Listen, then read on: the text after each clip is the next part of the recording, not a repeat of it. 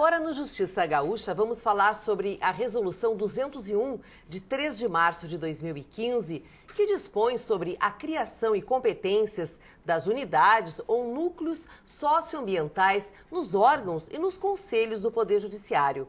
Nossa convidada é a juíza Patrícia Leidner, da coordenação do Ecojus, do TJRS. Bem-vinda, prazer em recebê-la aqui no Justiça Gaúcha. Muito obrigada. Bem, antes mesmo dessa resolução, o Tribunal de Justiça do Rio Grande do Sul já vinha adotando práticas de conservação do meio ambiente. Sim, na verdade, essa resolução ela é o ápice de um movimento que vem acontecendo de gestão ambiental nas instituições, particularmente nos tribunais de justiça, né, nos tribunais em geral, e que culminou com a edição dessa resolução. A gente já tinha uma recomendação número 11 do CNJ, que já recomendava a criação de comissões socioambientais nos tribunais, e mesmo antes disso, o Tribunal de Justiça já desde 2005 tem o Ecojus. O Ecojus ele foi evoluindo, né? Ele está em processo de evolução. Muito já se fez, muito do que está previsto na resolução se faz ou não se faz na dimensão que é imposta pela resolução, mas agora com a resolução a gente considera que a gente vai conseguir dar um passo maior dentro da integração dessa questão ambiental na instituição. Quer dizer, os tribunais de justiça de todo o Brasil estão seguindo, então, essa tendência mundial de preservação. Sim, vários tribunais, inclusive nós aqui no Rio Grande do Sul, nós fazemos parte do GISA, que é o Grupo Interinstitucional de Cooperação Socioambiental, que é um grupo que envolve 16 instituições ligadas à justiça, não apenas tribunais, mas inclui Ministério Público, Procuradoria do Estado, OAB, e que todas essas instituições contam com algum tipo de mecanismo de gestão ambiental.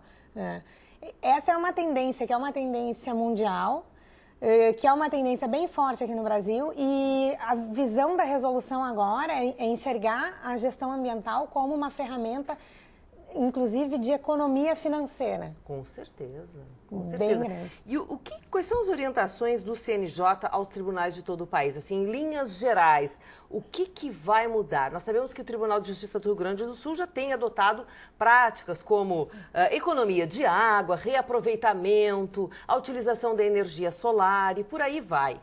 Bom, começando por esses núcleos ambientais ou unidades ambientais, né?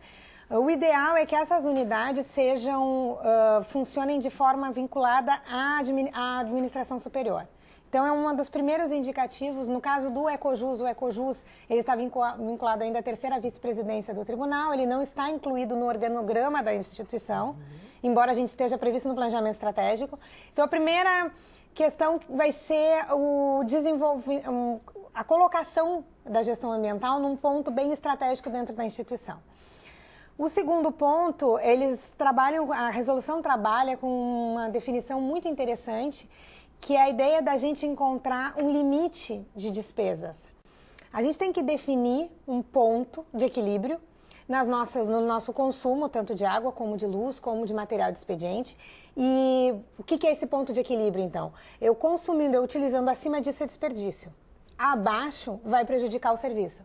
Chegando nesse ponto de equilíbrio, que a gente vai ter que definir com base numa análise de consumo de tudo que se consome, a partir daí a gente vai poder adotar metas de redução. É mais ou menos o que a gente faz no dia a dia como dona de casa. É mais ou menos a mesma coisa. Administrar os gastos, isso, sem perder a nossa qualidade de vida. Sem perder a qualidade de vida. E podendo adotar algumas medidas, algumas, como tu já referiu, são adotadas pelo tribunal, nos prédios novos, por exemplo. Claro, a gente são prédios inteligentes, sim, não é? Que usam sistema de captação de água, enfim. Mas, daqui a pouco, com esse estudo, a gente pode se dar conta que é interessante adaptar os prédios antigos para também adotarem esse sistema. É uma questão de matemática, se faz a conta, se vê a médio prazo o quanto se ganha, claro, né, adotando essas medidas. Então, a ideia é fazer uma espécie de mapeamento de de todas as nossas despesas, das nossas maiores necessidades e trabalhar com esse ponto de equilíbrio. Para isso, além da Comissão Ambiental estar atrelada à alta administração, a gente precisa da participação de todos os setores. Então, todos os setores estratégicos, o setor de compras, o setor de DEAN, que é o Departamento de Engenharia e Arquitetura, todos os setores de transporte, todos vão ter que dialogar para a construção desse plano de logística sustentável. Tem que unificar, então, o pensamento, o foco tem que ser um só. E aí, o instrumento para chegar nesse objetivo vai ser o PLS, que é o Plano de Logística Sustentável.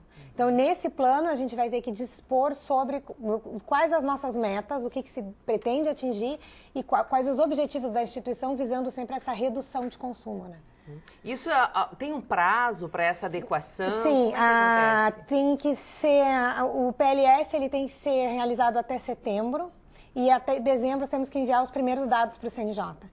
Mas é um levantamento bem grande. É bem grande. É bem assustador. É possível cumprir essa meta até setembro? Nós estamos aguardando a decisão, o processo para a criação da comissão que vai trabalhar nesse PLS, ele está no COG, nós estamos aguardando a decisão ainda, mas nós já estamos trabalhando, né? A gente não pode esperar a decisão. Então, hoje, por exemplo, nós tivemos uma reunião, porque outro aspecto a ser analisado no plano é as licitações sustentáveis, as compras sustentáveis. Hoje nós tivemos uma reunião com os grupos de compras sustentáveis do tribunal, para tentar já elaborar algumas coisas e em cima dessa reunião a gente já está recolhendo um primeiro material. Uma outra ferramenta bem interessante que a gente tem é o GMD. A gente tem um sistema que mede as nossas despesas e que faz um comparativo de despesas. E a ideia é adaptar esse sistema aos requisitos ambientais, né? Não me adianta saber quanto financeiramente eu gasto de água, mas qual a quantidade de água que está sendo consumida, porque o preço de água pode variar de uma região para outra, por exemplo.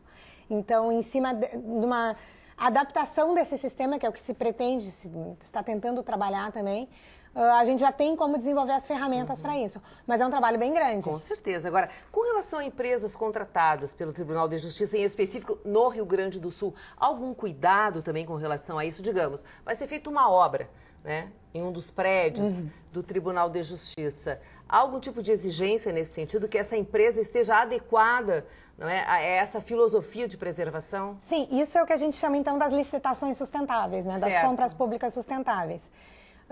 Também exigência da resolução, antes da resolução a própria lei de licitações já prevê que a licitação deve ser um instrumento para o desenvolvimento sustentável, e isso a gente já vem trabalhando há muito tempo ali no tribunal. Dependendo do objeto que se vai contratar, são sim feitas exigências ambientais. Um exemplo, a questão das obras, a gente tem um exemplo bem recente de inclusão de gestão de resíduos de obra na contratação. E, inclusive, a solução adotada foi que parte do material retirado das obras, era um caso de reforma do Fórum Civil, do antigo Fórum Civil, que agora vai ser Fórum Criminal. Parte do material retirado foi abatido do valor do contrato. Então, com isso, a gente teve... Além de resolver o problema dos resíduos, houve uma economia financeira, cerca de R$700 mil que foi economizado em um contrato. A gente tem a aquisição de equipamentos com certificação energética, aqueles selinhos do Inmetro, como os equipamentos que a gente compra em casa, que utilizam menos energia, a aquisição de mobiliário de madeira certificada, dependendo da contratação e exigência de licença ambiental.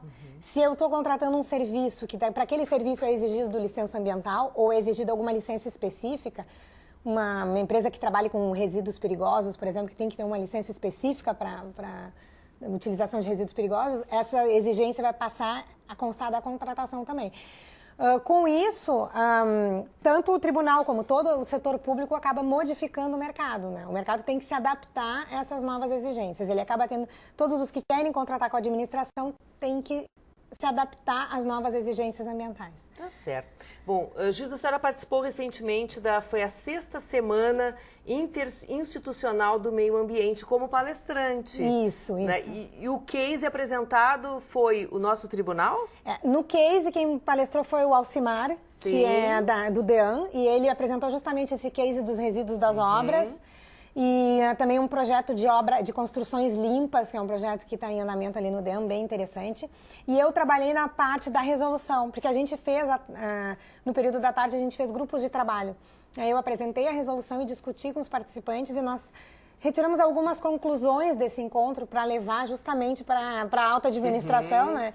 E em relação à resolução, a gente tem algumas conclusões bem interessantes. Assim, uma é que para seguir o que está previsto na Resolução 201, a gente precisa estruturar a gestão ambiental, não apenas com um número de pessoas, mas com um número de pessoas capacitadas e engajadas, né? Então, a gente precisa ter pessoas que estejam comprometidas, e nós precisamos também do engajamento de todos os setores. Agora, para encerrar, vai haver uma avaliação frequente? Qual a periodicidade do CNJ em relação ao cumprimento dessas resoluções? Já existe eu participei na semana retrasada de um evento em Brasília que era justamente sobre a resolução, sobre planejamento estratégico, sobre a resolução. E ficou bem claro, assim, há um processo, chama Cumpredec, que é um processo onde o CNJ acompanha os tribunais que estão cumprindo, né, o atendimento das resoluções. E já foi dito que os tribunais que não cumprirem vão ser notificados, vão ter prazo para se adequar. Né? E, então, ao mesmo tempo, a gente tem que enviar, todo dezembro a gente vai ter que enviar os dados para o CNJ, porque a ideia deles é publicarem os dados ambientais de todos os tribunais. Publicarem dados ambientais do Poder Judiciário. Então, na verdade, ao mesmo tempo que o CNJ... Vai haver muita transparência. Muita transparência, mas ao mesmo tempo que eles vão cobrar, e muito, eles também vão fornecer muita informação. E a ideia, inclusive, eles têm a ideia de criar um banco de práticas nacional. E trocar experiência entre os vários tribunais, não é? Isso, porque muitas vezes, muitos tribunais, assim como nós estamos adotando algumas experiências bem proveitosas, outros tribunais também... E de vanguarda até, de vanguarda. Dizer, outros também vêm adotando e muitas vezes, ainda que não seja exatamente compatível, muitas vezes pode se adaptar a algumas dessas soluções para a nossa realidade. Tá certo. Prazer em recebê-la Muito mais obrigada. uma vez aqui.